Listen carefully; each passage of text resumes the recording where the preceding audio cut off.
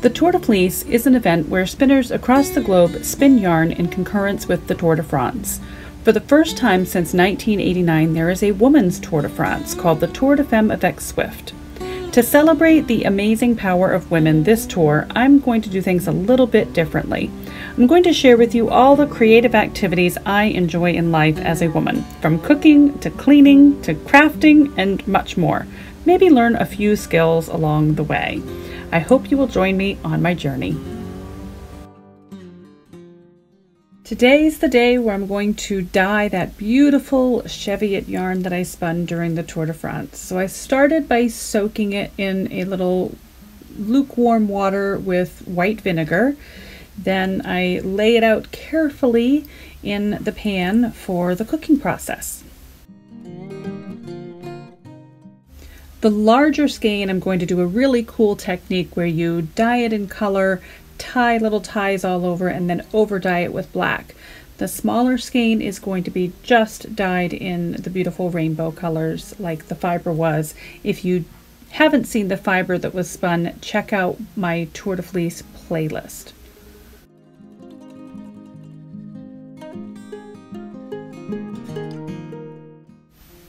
Okay, I've put them in there just so, and now I'm going to add just a wee bit of water to keep them from burning on the bottom of the pan, just something for the dye to swim around in before it adheres to the fibers. And here comes the yummy dye. The pink color is magenta. These are all Country Classic acid dyes. The green is key lime. And the final color is Mountain Aqua.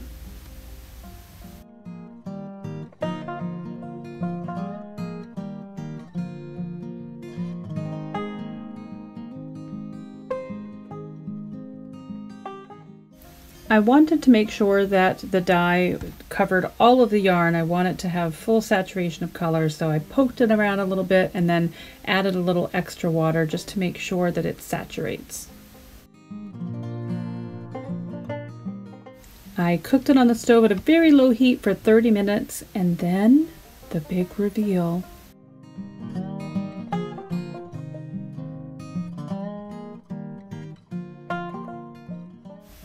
That key lime did not turn out exactly how I expected. I think it mixed quite a bit with the purple and the blue, but it turned a really fun, funky orange color that I'm totally digging.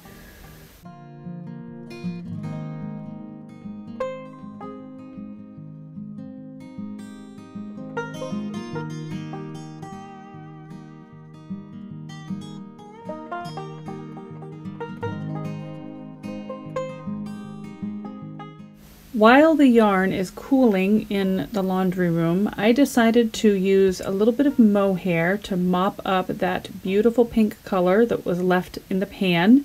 And usually I would wet the mohair before I put it in the dye, but it actually wasn't that hot. The dye bath had cooled quite a bit, so I just very gently, very carefully coaxed all the moisture into the yarn and then turned on the heat to let it cook a little bit.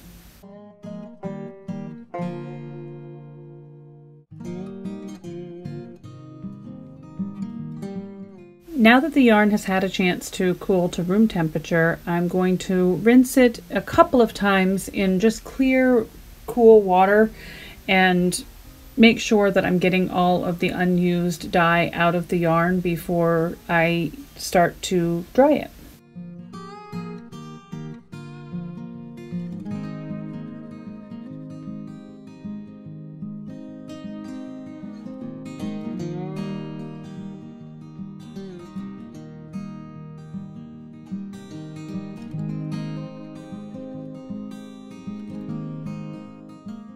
I do not mass produce dyed yarn by any stretch of the imagination. I do this just for my own joy, and I have a very high-tech drying system.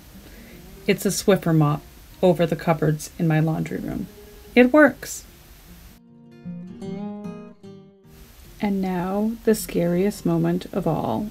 I am using Country Classics Raven dye which is a very, very dark black dye. It's almost purpley black. And I'm going to put that beautiful, colorful yarn in the black. You can see I've got all my little ties on it.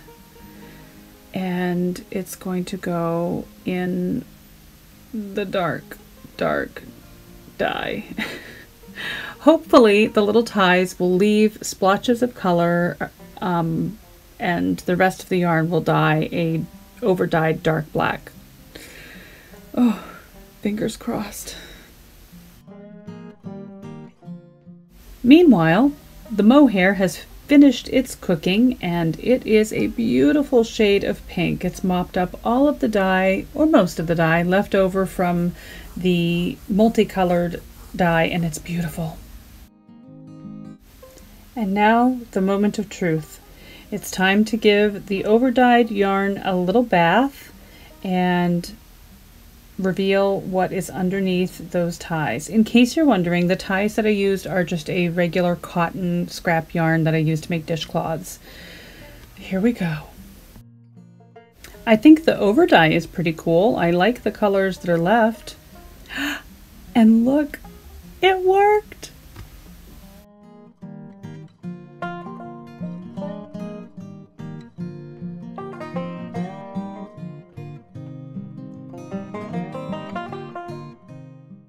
Oh my goodness, I couldn't be happier with the result. This is probably the coolest yarn I have ever made. I love it. And I also used another skein of mohair to mop up what was left in the over dye pot, which was a really cool kind of gray pink color. These are so fun. I can't wait till they're dry.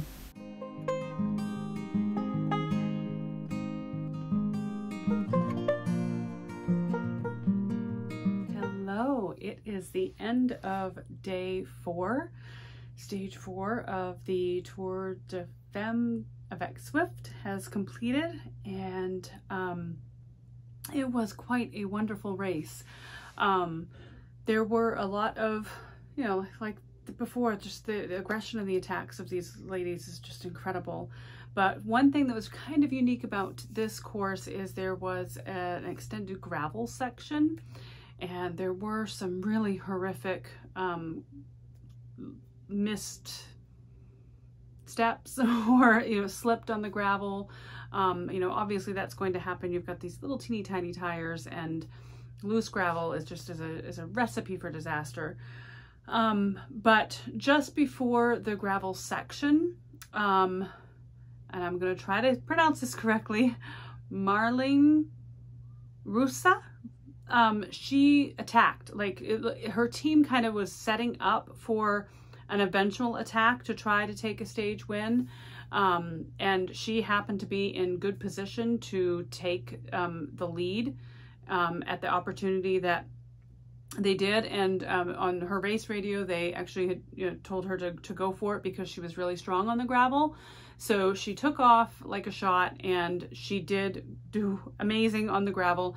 She had a phenomenal lead on the peloton, the chase pack and the peloton, and she crossed the finish line all by herself, hands held high, very proud of herself, but very humble on the podium. It was just so amazing to hear her talk about the fact that it was all her team. She was just the lucky one to be in the right place at the right time to be able to win the stage for her team. And she was just very humble and very, I don't want to say nonchalant about it, but she just was very, very much like, you know, it wasn't just me, it was all the team. So just really, really a humble human being. So that was really, really cool to see.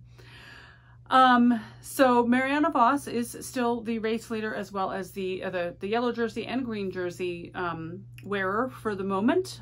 So we will see what tomorrow brings. There are some certainly strong ladies in contention that could narrow down her lead, and it's definitely not a race that's won yet.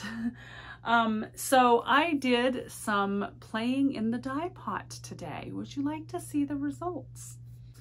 So this was a lot of fun, and to kind of refresh memories, this was the the fiber that I dyed before I spun it. So I dyed this roving.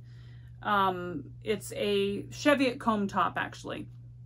And I dyed it before I spun it, and that is how it turned out. And then this is the same Cheviot fiber, but this is it. It's still a wee bit damp, so I'll skein it up here so we can kind of take a peek at it in the same fashion as the other one, just for the moment. So this is the same fiber, but this is it dyed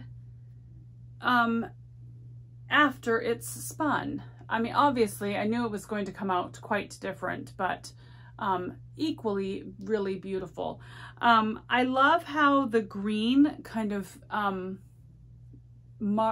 mixed with the blue and the pink to give us this really beautiful orangey rust color. But you definitely have some greens and blues and pinks in there. Very pretty. It's going to be a really nice complement to the spun one. And then when this was done, when this and the other skein were done dyeing, there was quite a bit of color left in the dye pot. So I threw in another skein of the mohair, and that turned out quite pretty too. A very, very pretty pink. I think this is a little bit lighter, a little softer pink than the pink I got from the first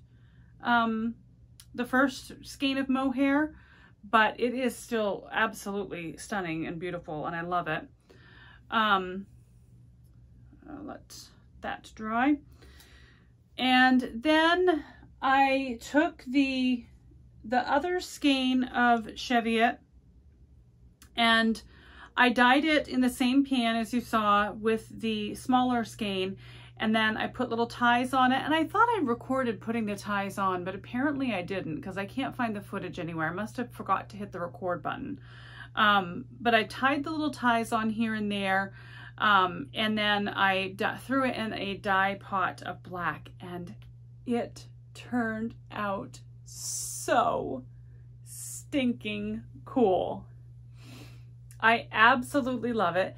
I know that this is going to look a lot different when I reskein it, because you're going to get all of those speckles kind of mixed around. They're not going to be so together like they are here, and it'll look a lot more speckly, and I can't wait to see it. And I can't wait to see how it knits up. It turned out so cool.